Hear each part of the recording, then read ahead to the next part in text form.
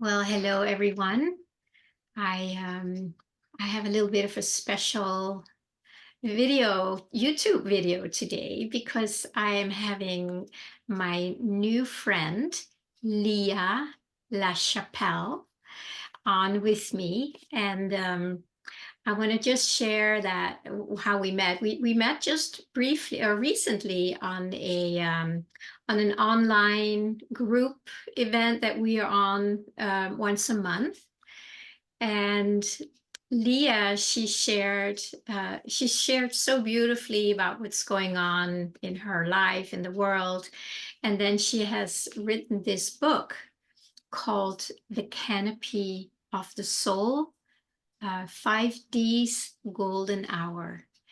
And the way Leah talked, I was like, my goodness, that's exactly what I'm about. And I just felt this full on resonance. So I reached out to Leah and say, hey, would you like to connect? And we did. And then we decided to have a conversation together here. And what really sparks me to do this is that Leah, she plants a beautiful vision in consciousness.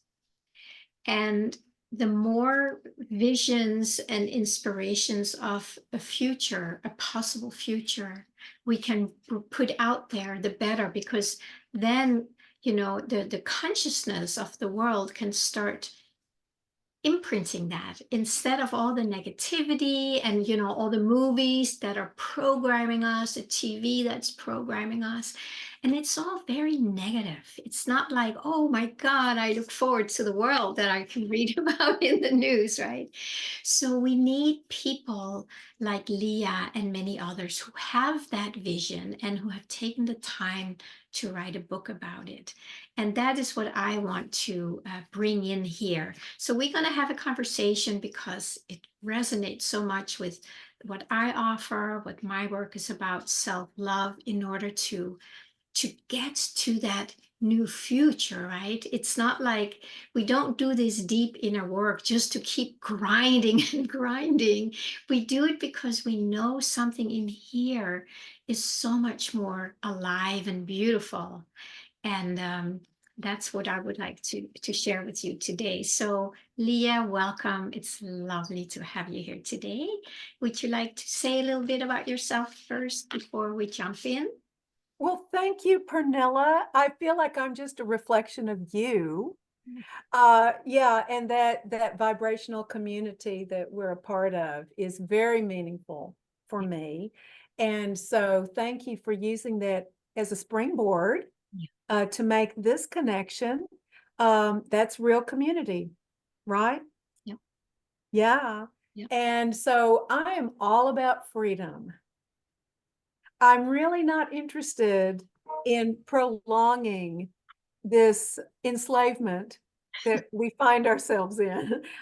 I think I got the memo, okay, let's see, we've been enslaved. All right, now what? So now it's time to liberate. And so there's a way to do that and there's a way not to do that. So I really enjoy having the conversation. And I feel that you are opening a field for that kind of inspiration. And so thank you so much for having me. We're going to have some fun today, Leah. We're going to just talk about, a possible future. And I want to ask you if you want to just share a little bit about what prompted you to write the book. Where did you get downloads? What made you actually bring this vision into a book form so others can be inspired by it? Yeah, I'm kind of laughing because it's like, I don't know. It's the book wanted to be written. The book literally took on a life of its own, which is beyond my understanding. Um, and so it took me quite a long while to write this book.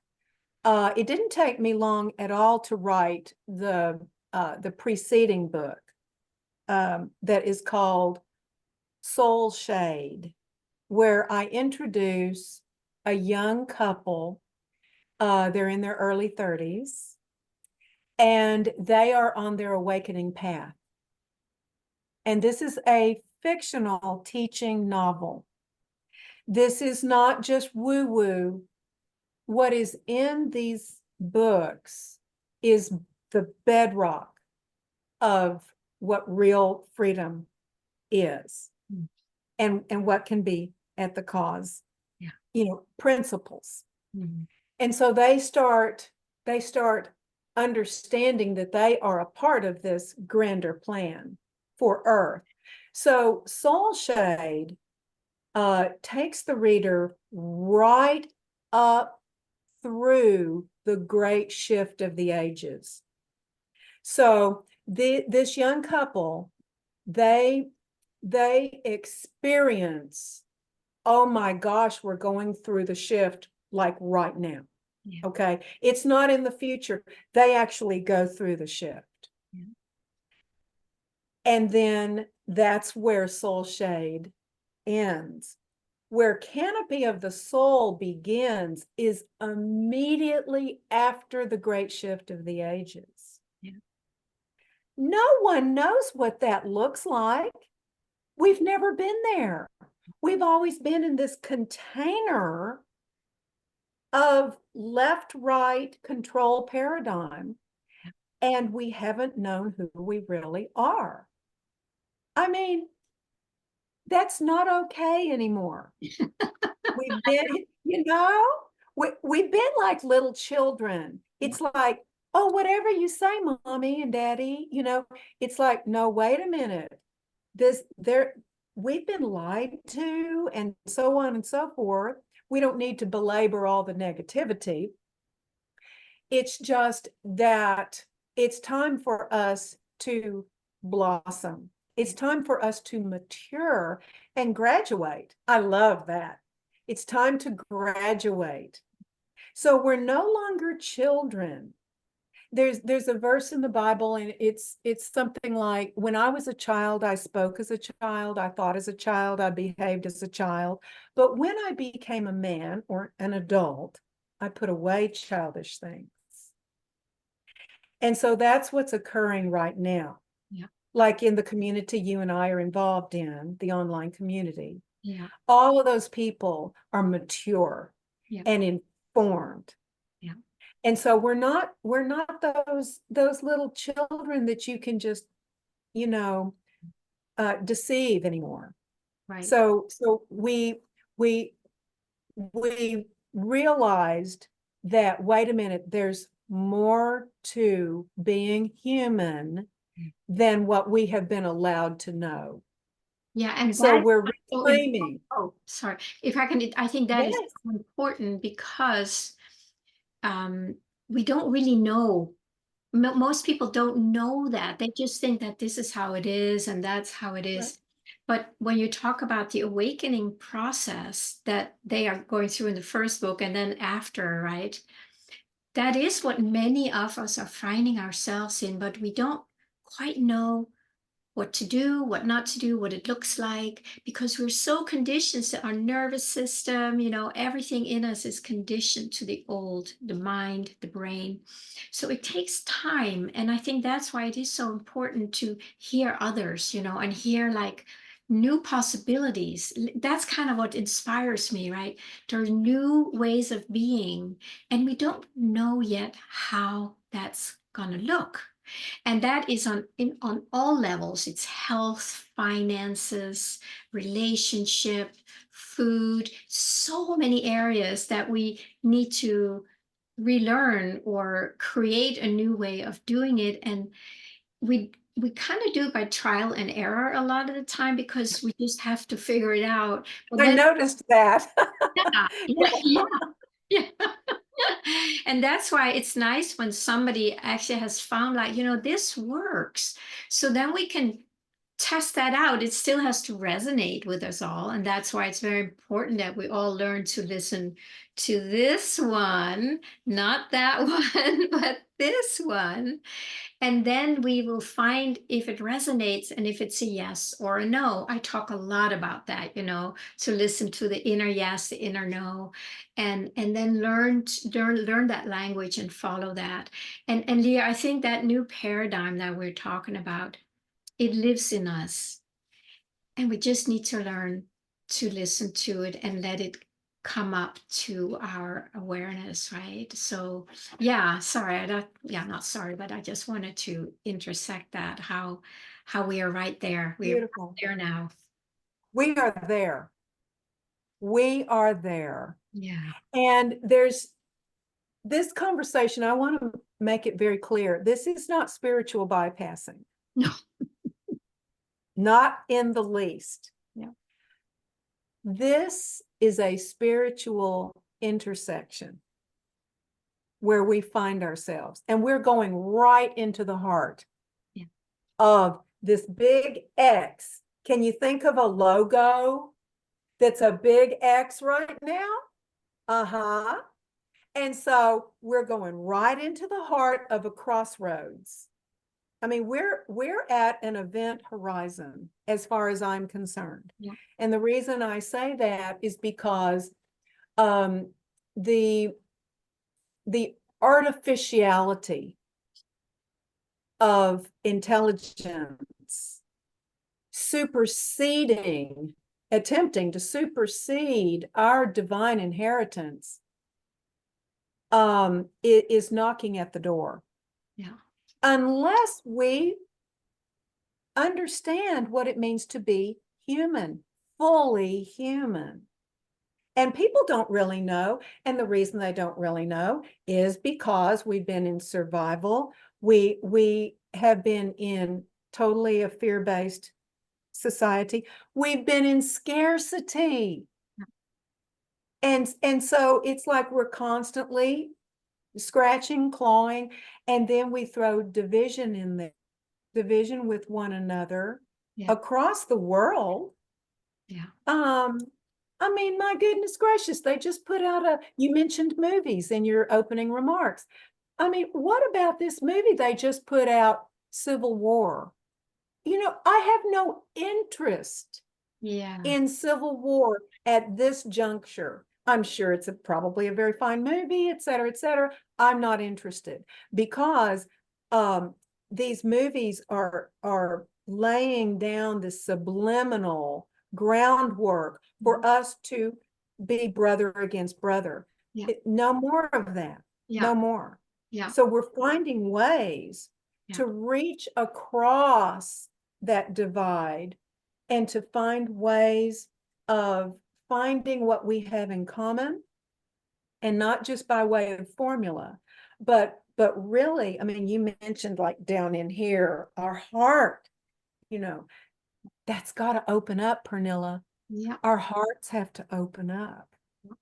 That is the doorway.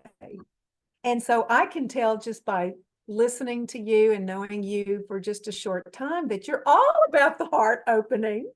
And so thank you for your work and kindness and all of that, because that's what it's going to take, is a cooperation spirit. And it's a process for all. I mean, I'm in the process, you're in the process. It's not like those who step forward a little bit are fully out of the old system. I think when you are enough out of it, then you are able to see what is really going on. And that is what, let's talk a little bit about what is this vision that you describe in your book, where they've come through it and they go through some kind of a hibernation, right? It's like they have to go deeply rest. But after the shift, right? After the shift, people are now not in 3D anymore. We have moved to a higher dimension of 5D, going through 4D. Of course, I don't know exactly if you talk a lot about 4D, but so we're entering 5D. But we still have this old 3D memory and in our nervous system. So we need to, there was the resting, the hibernating, which I like, because we actually need to rest. People are running around like crazy to survive, like you also talked about. It's like Right. that is not the way into the new earth. But then people say, yeah, but I have to pay my bill, and what about my kids, and I'm sick, and I'm this and that. Yeah, I know it's not just easy, but if we can start finding that spark inside that this is not right for me anymore. I want peace. I want serenity. I want connection with people. I am done with the war. Yeah, but we're starting a third world war soon, maybe. It's like, no, we have to at least inside, say no. It's like that third dimensional energy wants, it's still like trying to pull us back.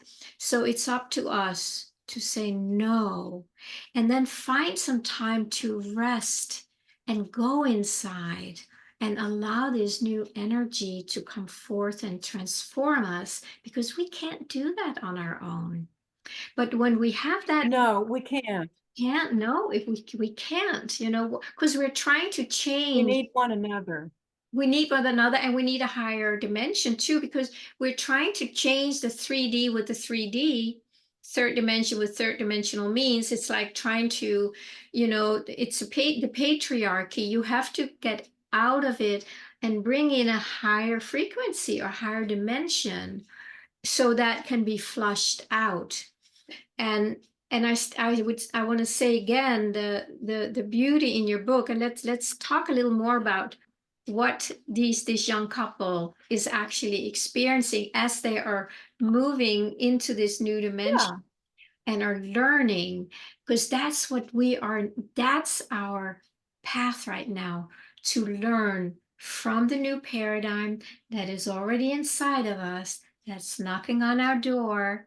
And this book kind of feels like it opens the door to what is there. Would you share a little more about what is actually there? Oh, I, I feel that too. And it's like, I don't even know how this book got here, but basically I have my own community here in the Austin, Texas area.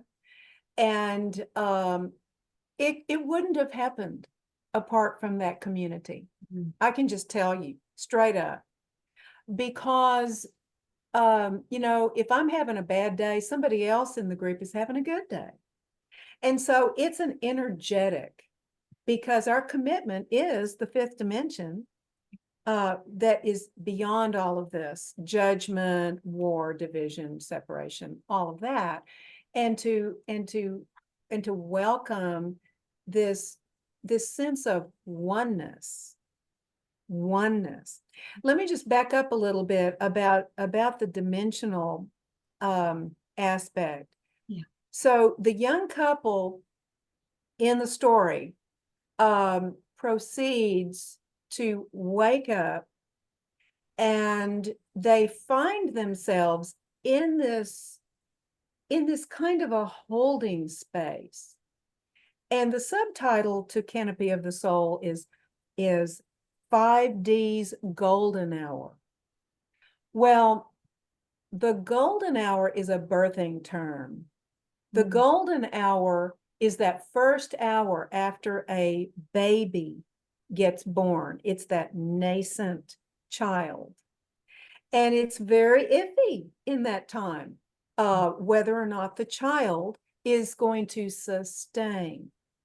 So in the Canopy of the Soul story, humanity does birth.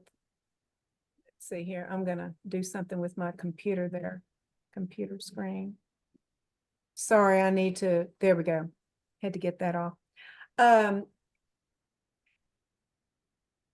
The evolution of humanity is a birth. Mm-hmm. It is absolutely a birth. And that's why it could get a little a little uncomfortable here at the end. It's possible. Okay. It's like there's a time to breathe and allow, and then there is a time to push and give a hard no. Yeah. Yeah.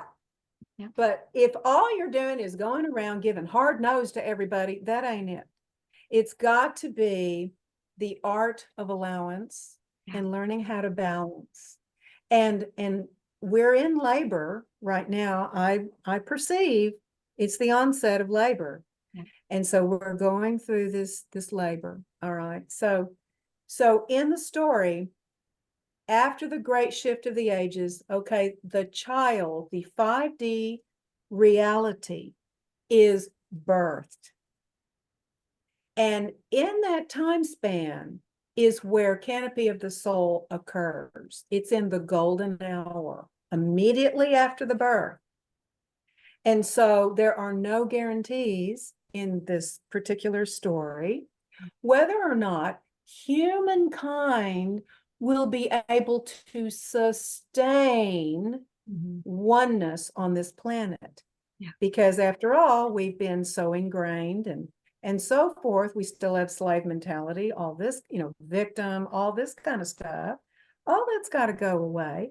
And we need to learn how to cooperate, how to respect one another's differences, unity and diversity. No more duality gridlock. No more. So this is such an expansive place. And so it starts this grand adventure of the young couple, and they go on this adventure to, and this is, I know what you want to talk about, to ground and lay down the groundwork, the framework of the next paradigm, the governance. How do 8 billion people self-govern? How's that supposed to work? Yeah. Because we're also used to being like ordered around and conformed, you must obey, you must conform. We don't know how to be free. We don't know what freedom looks like. And so there is such a hunger, and I just so appreciate you have this hunger. You want, okay, Leah, what does it look like? like how does this really work? How, That's hard. I know. And so, but in the book, it's an unfoldment of learning. Oh, wow, this is how it can be. So in Canopy of the Soul, it introduces the possibility for real self-governance. And the whole thing is couched in the terminology of forestry. Yeah. I mean, I'm in love, right? I'm in love with the trees. It's incredible. The trees are like our teachers. And so the governance of the 5th dimension, the new paradigm, a world that works for everyone, is based in the terminology, the context of the forest, the symbiotic nature of the forest. Yeah. And hence the canopy, because a canopy is like the ceiling of a forest. Yeah. It's the highest reach of a forest. We as humans, we're not going to stop at 5D, but we need to get there. We're like reaching because we're divine beings. So we are remembering, and that's the key word, is remembering who we really are instead of believing that we are small and insignificant. Yeah. We're not pawns in somebody else's game. And so there's a lot in this philosophy, this approach that is an invitation to not judge those who have kept us down, to not hate them, not judge them. You lied to us. I hate you. You're mean, you're horrible. I want to kill you. I mean, you know what I mean? No, this isn't about that. This is about saying,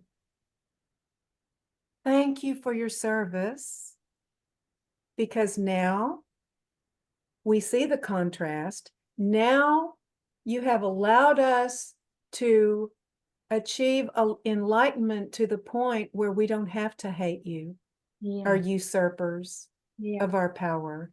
We do not hate you. It's just that your service is no longer required. We will not be needing your oversight anymore. So Canopy of the Soul, you might remember, early in the book, there's a big hearing about this, about what will be allowed, what will not be allowed any longer. Yeah. So, no one is killed or any of that kind of thing. No animals are harmed in this experiment.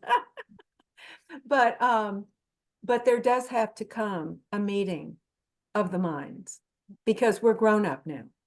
So we need to draw accountability. And so that is achieved. Yeah. But anyway, as they proceed to discover what is possible for humanity to actually have the framework, it reminds me of the founding fathers, the framers of the Constitution, which now it's not working so well for us anymore, or somehow. We still love the ideals of the Constitution and what was won for us in regard to freedom. However, we're going to have to go higher. Yeah. We got to have more. We've got to go beyond what we ourselves realize we're even capable of. Well, and again, that depends, that's really important, because I think because we have been so conditioned to stay under that glass ceiling, we don't know that it can actually break and what is outside of it. So having these kind of conversations, I want to just invite any of the listeners, the viewers here, to just get a sense of what kind of world would you want to live in? What would it look like? How would you yourself need to be different to make that work? Because that is, of course, where it comes down to. And how would the people around you need to be? There's all these levels, right? How would we how would we communicate with each other if it wasn't through blame or victimhood? Are we willing to set that aside and try something new? And are we willing to take time to heal those contractions where we have been pulled into a system that was not resonating with our deeper divine nature? It's like we have been pulled so far away from that. So are we willing to come back and then leave that behind? And if we have some kind of a sense, like you talk about, Leah, and I'm sure we all have that somewhere in our heart, in our, that deep longing that I talk about so often. There's something in us that longs for something that is so beautiful, right? And so peace-filled, so loving. And that's not a mistake. It's not pie in the sky. It is because I feel that that is the new paradigm that is now pushing on and wants to come through. And then when we have a sense on the outside that this is actually possible, but it takes a lot of work for all of us. But if we don't have a goal to to move towards, we will just stay in the old. And also, like you say, if we don't have each other to lean on, we will stay, feeling separate. I can't do it on my own, so I'm just going to go back into my survival mode. So the more we can have these meetings, these conversations, and I know, Leah, you have some wonderful groups at your home, right? For many, many years, where you're actually practicing this. And it's not always easy and it's not always pretty, right? Because it has to come out, but there has to be some kind of a willingness and hopefully a rising consciousness. So we are more and more able to be present with those, that sense of duality and separateness that we have lived in. So yeah, just giving everybody a moment just to feel into, what kind of a world would you want to live in? I know many of us are like, I'm done here. This is Oh, getting too yes. crazy. But what if we could create something like, maybe if we could create this, what would it be? And would it be worth giving all of ourselves to that? Just committing to it from the depth of our heart, because we know Mhm. this is the only thing that really matters. The other stuff is just trying to get by, trying to survive, trying to make money, be successful. And actually talking about money also, that whole system is also built on the old paradigm, the patriarchy, and we are all part of it, but nobody likes it except if you're No, into making money because it gives you whatever power or something. But for most of us, it's like, that's not how it's supposed to be. And I have been talking no. about this actually the last couple of days because it's coming up for me to speak about that, just to again think about something. What would a world look like if we were not dependent on the monetary paradigm? I don't know. I don't really know what it would look like, but putting it out for all of us, would it be bartering? Yeah, but what about this? What about that? But that's why we need each other, like you say. We need to get together and find out how to do it in smaller groups, in bigger groups, whatever comes natural. So yeah. Absolutely. This is really coming up for me. And this is something I've learned over the years. I used to talk about unity, and now I don't talk about unity so much. What I talk about is oneness, Yeah. because oneness is wholeness, and that includes diversity, Yeah. people that you disagree with, Yeah. all flavors, you know, all different, spectrum. Oneness is something that we don't really understand. What we understand is we understand how to be in a room of people that agree with us, you know? We understand what it's like to, or what it must be like to be in a cult. There's Mm. one strong leader, and you give the cult leader all your money. Okay. We understand what these things are. Organizations where there's a CEO and the hierarchy of command. We understand what that looks like, but we don't understand, we haven't seen, we understand in our inner parts, but we have not ever seen what freedom actually looks like. Come to find out, we've never really seen it. We may have experienced flashes of it in our own personal life. However, just finding agreement with everybody, that's not necessarily freedom.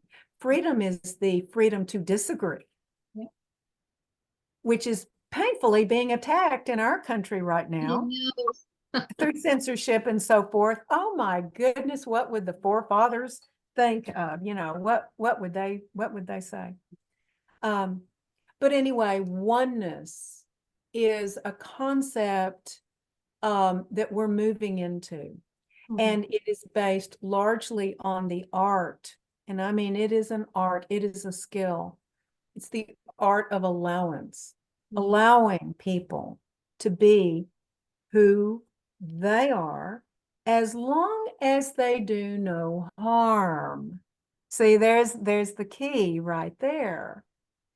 So this whole thing is pivotal on respect. Yeah. And so People this confused. Oh, I think people get confused about this, that to let people be who they are, but then what if they go and steal and harm and kill and yeah, what? But that's the very important piece. I want to just, underline that it's no harm, that's it. no harm to self and Mhm. others. That Yes, is that is the that's the tricky part, the sticky point for most people, because when we feel hurt, there's a tendency to hurt back or yes. hurt ourselves because we thought we did something wrong or bad, right? So it Mhm. comes back to, if I may put my little plug in there, self-love. Very, That's it. very, very important. That's what freedom looks like, okay? That is what freedom really looks like. Yeah. It It, is self-love in service to others. yeah. And of course, there's this little sticky thing is there's also self-love in service to self. And therein lies that, the undercurrent of intrigue that wants to control and manipulate, and so that's not necessarily going to be eradicated completely in the fifth dimension. There will still be an element of choice. You can still choose a dark path if you wish. There will be consequences. Mhm. Um, and so integrity will reign supreme in the new paradigm. And this is new territory. Yeah. And so the idea is it's kind of like if you build it, they will come, or he will come, or whatever they say these days. Yeah. But if you go ahead and have the vision for how a world could actually work fundamentally, Yeah. the potential of freedom to actually be there for all earth inhabitants, if you build that and you lay that foundation down, then we can move energetically into that space. Now, if no one has thought of such a thing, then what's going to happen, Pernilla? We're going to graduate and then we're going to go, what do we do now? Exactly. There won't be any, but basically the ancient wisdom is being pulled into this now reality, and it is bursting forth. Yeah. And it's all based on wisdom. Yeah. It's the wisdom teachings. Yeah. And so we're putting feet to it. Yeah. This is not, there's no time to be lazy here. No. This is a building phase. And so as we build this amazing framework, and mine is just one. If Yeah. I'm writing books like this, others are too. They are. Yeah. And so this is just my particular offering. So it's not the end all. Not one person has it all. Absolutely. And that's good news. Yeah. I'm really happy about that. That's why we Because then we worship them.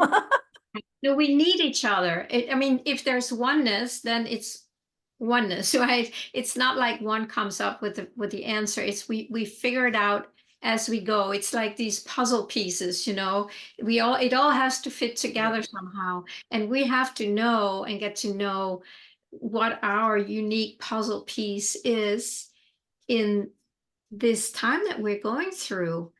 And that puzzle piece, in my experience, is the deep longing in my heart. When I follow the deepest longing, then I know what I came here for. And then it's just a matter of bringing it forth with the help from others. Again, nobody knows how this is all working. Let's be really clear on that. It's not like you have to know. You have one little inkling of a intuition of something. stay with that. Let that grow inside. Let that attract other similar frequencies. So you go like, oh, now it makes more sense, right? But it is the oneness that we have to get to. And I'm just wondering, so when these in your story, they enter here and they're, trying to figure it out. I would like to hear you talk a little more Sorry about that. about what they're experiencing as they're learning about the new. Oh, Yeah. great. Yes. And so they're just like, what is going on? And this is what's so fun, because the reader can identify with real, with these human characters. They can see themselves, they can project themselves into this role. It's Yeah. like, what if that were me? You know? And so they find themselves making contact with their higher selves, with their soul self. And this is a realm that I don't think we talk about enough. How it is said that we're humans having a spiritual experience, or are we spiritual beings having a human experience? And so it's like that when we remember, oh my goodness, we are from the divine. And so there's a place for everything and everyone in the cosmos, in this reality and beyond. So this young couple find themselves in this place. It's actually the fourth dimension. The entire book takes place in the fourth dimension. Yeah, the entire book. Because there is this span of time immediately following the birth where the baby is either going to learn to self-sustain or not. So I feel that, I can't prove this, but there are writings about it, that we've been here before. Atlantis, Lemuria, others. And we didn't make it. We kind of screwed it up. And we had a lot going for us, but, we took a wrong turn, whatever. And as you so beautifully state, it is the love that we have one for another that makes the difference. So in this fourth dimensional expression, they enter this 4D field of reality through the portal opening of their heart. And time is, who knows what time is in there, there is no time, but they are on a bit of a time frame, because the baby has been birthed, and now they've got to get on with their part that only they can play. Now, other people are playing their parts, but they must play their part. So they go on their journey, and it is the very beginnings of the expression of the fifth dimension. Yeah. The stepping in point. Yeah. So they are in this adventure, and it's like they can't even believe it, but they're doing the best they can. They've read the books, they've studied, they've got their act together, they're doing the best they can. And still it's like, wow, can we even do this? Can we sustain this energy? Do we have the capacity for this? And so they are in the fourth dimension, and they have this, it's a grand invitation. No one's forcing anybody to go on this journey. No one's forcing you and me to do this. This is just like, I'm just like you, Pernilla. It's amazing. I wake up in the morning and I'm like, oh my gosh, 5D is here. It's afoot. it's ours. It's very exciting. Very exciting, yeah. And it's nice to talk about this so that those who are listening to this conversation we're having, I'm sure there are many who can relate to it. Yeah. We're in it, but we're not fully in it, and we go back and forth, and there's this and that, and like these conversations, I feel that my channel also is like that's what I talk about because we need to keep it alive for everyone and for newborns, that they have something to lean into.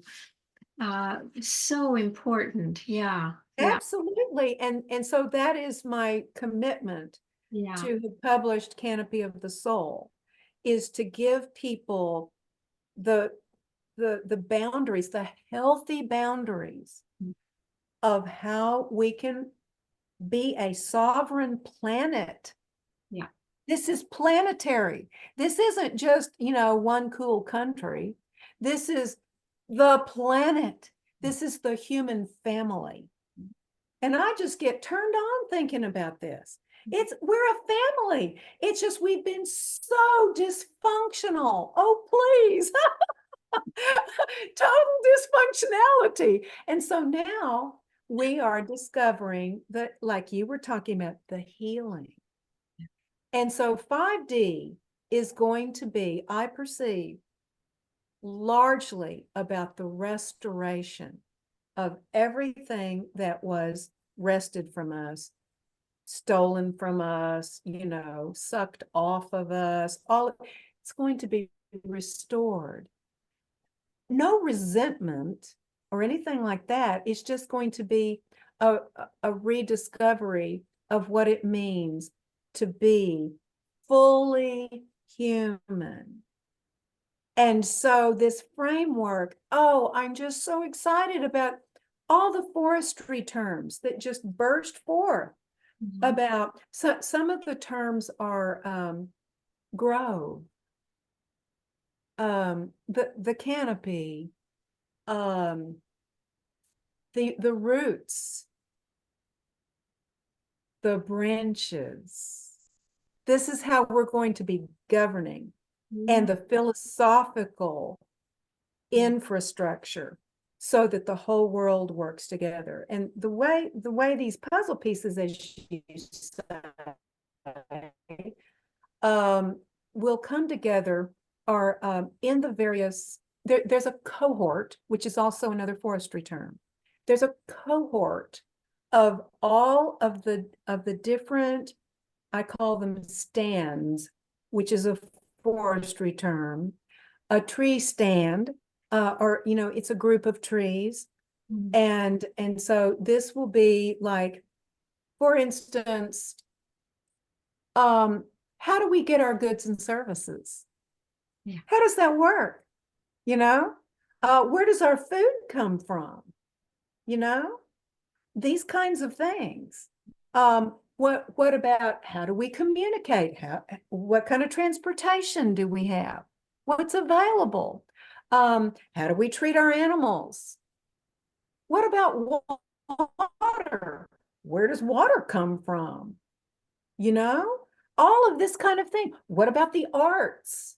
Is there a part for the arts to play? Is there beauty in the fifth dimension? Yes. It's abounding with beauty.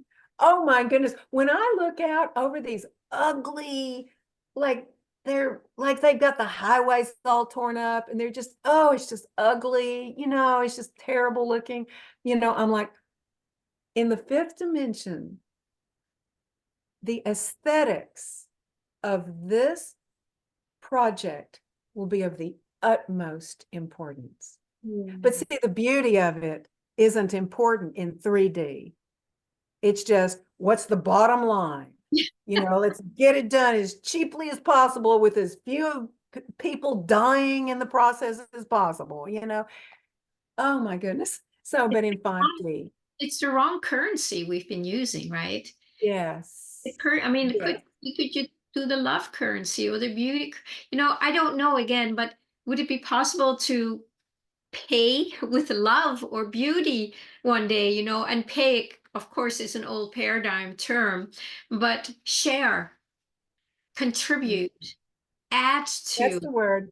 That's the word. It's contribute. Yeah, yeah. Yeah. And these are all little new terms that we just need to start letting it sprout in our consciousness just to get out Yeah. of this old, rigid, contracted, Yeah. harsh, dualistic view that we have lived in for so long.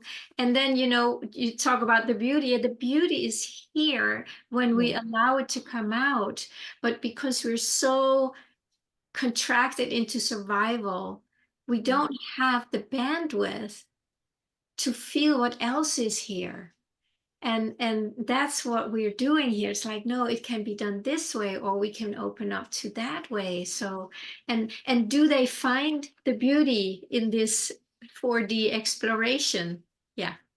Oh, yes. Now, Yes. this book, this book, Canopy of the Soul, ends with the young couple having been immersed in this huge potential Yeah. of sovereignty.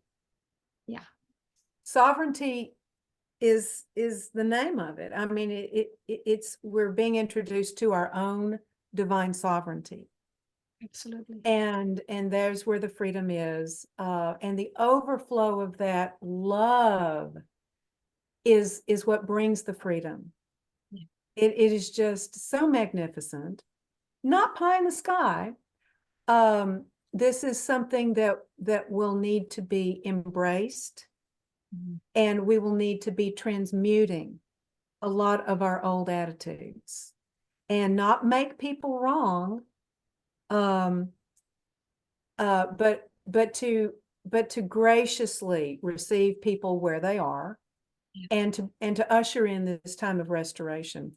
So they go to their first stop because they're on this grand tour of the entire world that is now much more, it's much larger in 5D. Who knew?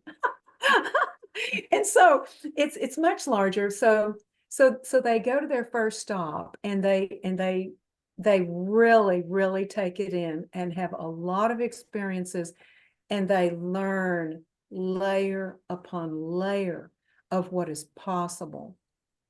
And it's very practical, very, very practical. This is not whimsical. I want to make that really clear. It is a fictional novel. It's not fantasy whimsy. All right. Thank I you. mean, it's like, I'm an American, I want Bill of Rights, that type of thing. But no, it's very it's fluid without compromise. Mhm. There is no compromise here. This is people standing forth as who they really are, and the ability to see others. So it comes online at varying times, though. There's no magic pill. It's not, okay, poof. Now everybody is fifth dimensional. Now everybody be nice. That is not it, folks. That is not it. So we're still on our evolutionary journey, which makes it a marvelous story. I mean, this is very suspenseful, what's going on right now. And I'm happy for it. I mean, I'm not happy for all the suffering that's going on. And I know that it all serves a purpose. Yeah. So it is quite an awakening. And so that is where the Canopy of the Soul ends. And then the next book that is currently being written will make the other 6 stops around the world to become like lit up over how the world will actually govern planetary community. It's going to be community, Pernilla. Yeah. We're going to be one planetary community with, it's going to be independent coexistence. We will not all be in agreement. We are not going to all be like everybody has to be in the club. Will not be that. but there will be a way for us to coexist and still be who we are, if You that know, makes you said a sense. few times to like, and not judge people for it or not make them wrong for being whatever they are. And you said it a number of times. And I think that is very, very key, that we learn to just allow everybody to be who and what they are, as long as there is no violence or harm or hurt done. Like for instance, just you and I here, we're very different in many ways. We may say and express things in very different ways. We have certainly have the connection of the divine, the love, but we're very different in how we express ourselves. And if we can just learn to see that we are all different, because my goodness, God is infinite. We're not meant to be like 8 million little robots. It's meant to be like that. So if we don't like it, that's okay. Again, you don't need to like everyone or the way other people do it, but can we just allow them to be who they are, and then not then take our energy away from wanting them to change, but just like, here, oh, I see you're different. You like vanilla ice cream, I like chocolate ice cream. So it's simple in a way, but we're so conditioned to finger pointing and wrong making and defending and judging. That has to go. There is no room for that in the No, new dimension that we are beginning to move into. So I appreciate you've said that a few times, like, this is not about, no more finger pointing. that's right. I'm just keeping a little bit an eye on the time. We've been going for almost an hour, I think. So Really? I Oh my know. God. So we should probably start wrapping it up. If Yeah. there's anything you still want to say about the book, let's hear that, and then start. Uh, yeah. Thank you. Gosh, that went fast. So the book is available on Amazon and Barnes and Noble, and the sequel will be coming out.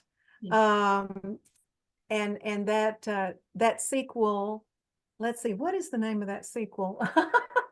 Let's see, the name of that sequel, I have to look it up real quick. It is going to be called, let's see. Oh, The Golden Hour Archives, Welcoming the Human Sentient. So that's the sequel that I'm working on right now, that will give much more definition to how this governance works. Yeah. Yeah. Yeah, Since we're in the same group from Thrive with Foster Gamble, he's writing a book also about, what is it going to be, about self-governance or something? Uh, probably. which he's very much very consumed with, very, very beautiful. And again, we need models for that. We need models for that. How are we going to do it if we don't have any movement? And there are people who get these downloads and then they start sharing it, right? And you got yours, and it's just, for me, it's just about, really letting ourselves be inspired by others. We're not going to make them leaders or follow them, but if Yeah, there's something that Leah has shared that inspires you, let yourself be inspired, because then the seed is sprouting in you. And then you go with that. You don't start following Leah. You start following the inspiration as it sprouts in you. And then there might be other little seeds that go like, oh, you're inspiring. I want to let myself be inspired. And that's how I see it's going to work, as we really learn to listen to ourselves, to our heart, say yes to that. That's also very something I talk about all the time. Say yes to yourself, but I say it with a capital S, um, because that's that deeper longing that informs us. That's that inspiration that comes forth as a flow or as an energy, as joy. And that's what I really want to invite you to be inspired by what Leah has been sharing today. I'm very inspired by it because it felt like something shifted in me where I go like, oh yes, that's exactly what I'm going through, or that's exactly what we're all going through. And here you just put words to it, and it's lovely. It's just lovely. Yeah. Thank you so much. If there was one thing I could leave us with, it would be the 4 universal laws. Really, that's all we need are the 4 universal laws. The first one is law of attraction, like attracts like, and also opposites attract. The second universal law is the law of deliberate intent. And that's what we have been at the effect of, is those who are in service to self have used us for their own benefit. Yeah. And so they have done that deliberately. It's very powerful. They have access to that universal law. Okay, it's theirs too. Yeah. Yeah. However, the good news is that they do not have access to the third universal law, which we've been touching on, is the universal law of allowance. Yeah. And that is love in action. That's what allowance is. Now, but we don't stop there.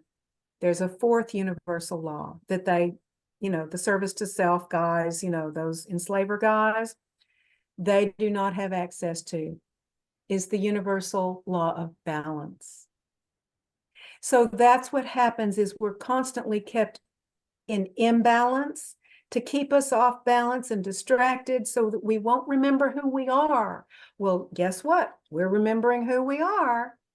And so we're here with the universal law of allowance and the universal law of balance. And we're bringing it back into balance no matter what. Yeah. And so thank you so much for allowing me to share Lovely. all of these things. It's really fun. And yeah, it's just going to get better and better. I'll buy that. I sign up for that vision. Yeah. Thank you so Yes, much, Leah. And you are so welcome. And if people want my website, it's fearorlove.com. great. I can put that underneath in the description, and also the name of your book, The Canopy of the Soul, 5 Right, Golden Hour. So right. if you're inspired by this conversation today, please get the book. It's an easy read. It's lovely. It's just very alive and inspiring. And I think we can all use a dose of that at times, huh? Yes, indeed. Thank Yeah. you. And keep up your great work, Pernilla. Thank you. Thank you so much.